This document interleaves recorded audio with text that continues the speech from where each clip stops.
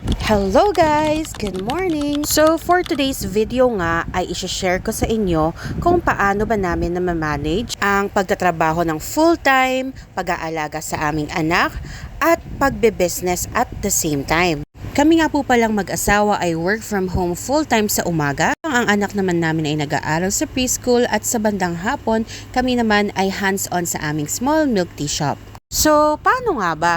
Number 1. Sa trabaho, naghahanap kami ng company na pumapayag na magtrabaho ang mga mag-asawa. So, yes, magkasama po kami sa trabaho. Sa ganitong setup po, pansin namin na mas productive kami and at the same time, napapagtulungan namin ang mga bagay-bagay. Yung tipong kapag meron akong mga hindi maintindihang task, tinutulungan niya ako and vice versa.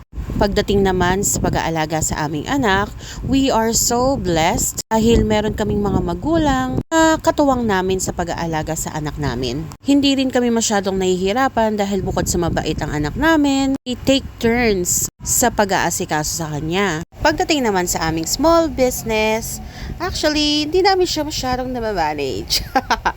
Dahil para sa amin, mas importante pa rin ang aming main source of income at syempre ang aming family time together. O kung nagtataka po kayo kung bakit kami late mag-open, yun po ang aming dahilan. So, iyan lang. Thank you for watching.